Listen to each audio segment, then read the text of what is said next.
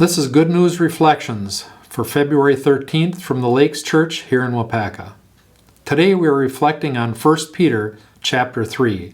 As always, I would encourage you to read the entire chapter, but for today we're going to just key in on verses 8 through 12. My name is Bruce Bushweiler. Thanks so much for tuning in today.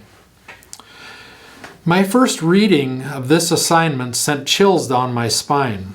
The first 7 verses cover such things as wives being submissive to husbands, how women should adorn themselves, husbands treating their wives with respect as the weaker partner.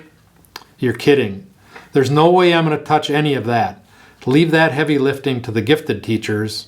Go for it, Dean, Amy, and Lisa. As for me, let's start at verse 8. Reading from the NIV. Finally, all of you living in harmony with one another, be sympathetic. Love as brothers. Be compassionate and humble. Do not repay evil with evil or insult with insult, but with blessing, because to this you are called, so that you may inherit a blessing.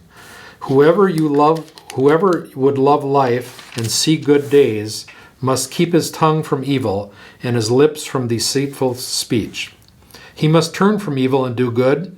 He must seek peace and pursue it. For the eyes of the Lord are on the righteous, and his ears are attentive to their prayers. But the face of the Lord is against those who do evil. Peter is calling us to be of one mind, that being the mind of Christ. I think all of us are willing to be of one mind, as long as it's our mind. Peter makes it clear it must be the mind of Christ. But how do we determine the mind of Christ? Of course, it's through the study of his word, the Bible.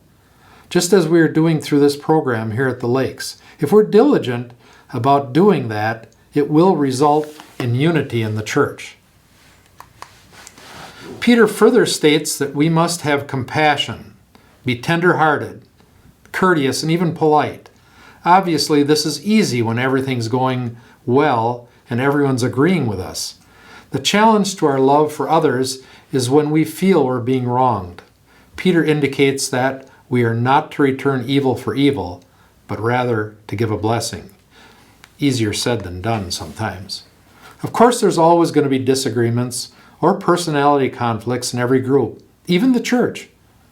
The key here is having a loving response and keeping that problem small and short-lived. In the last line of our reading, Peter says that we should love one another, not just for Jesus' sake, not even for the sake of our brothers and sisters in Christ, but also for our sake, so we can inherit a blessing. Who doesn't need a blessing these days?